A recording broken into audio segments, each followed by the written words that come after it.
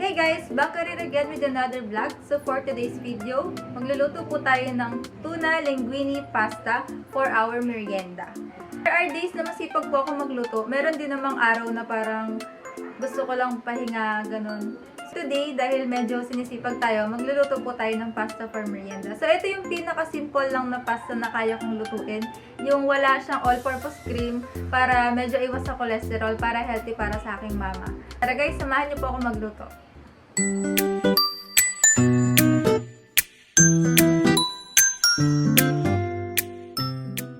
Ito po yung mga ingredients na gagamitin natin para sa ating tuna linguine pasta.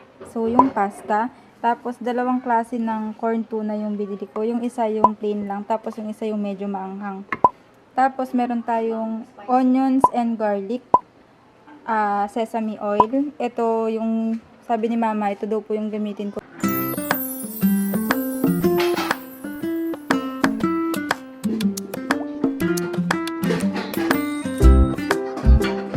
Papakulo na po tayo ng tubig. So, yung papakuluan nating tubig, lalagyan natin ng konting asin.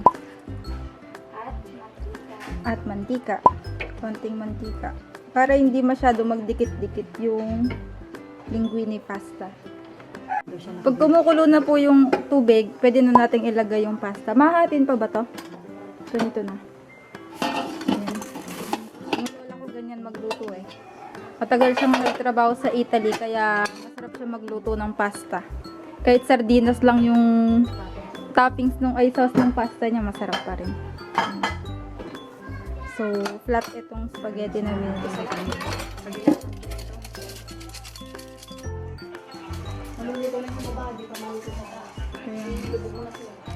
Ito na nga.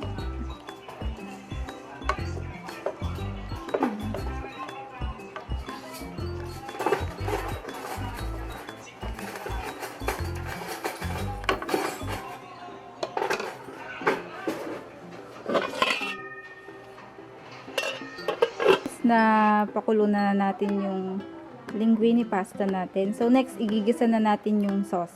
Maglagay tayo ng olive oil. Yan. Konti lang. Tapos next, bawang.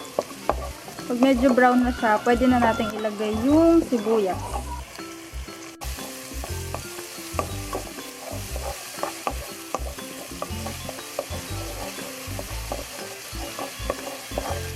Nilagyan ng sili ni mama.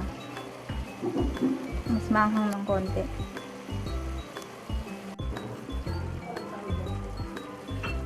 Next, roastin natin ng konting sesame oil.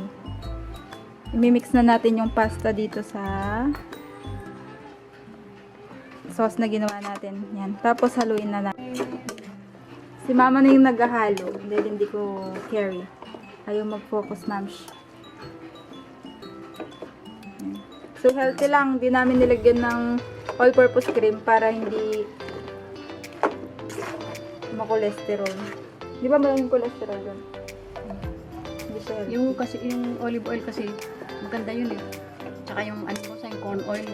Nung malilit kayo, sabi nga ng doktor yung sa bedya nyo, pinapainom ko daw kayo sa kutsarita ng corn oil. Kami nun bago kumain. Yun ang pinapainom ko sa inyo. Maliban pa doon sa Nag-aaway. vitamins na binibay ni doktor. Ito na po yung finished product natin. Our linguine tuna pasta.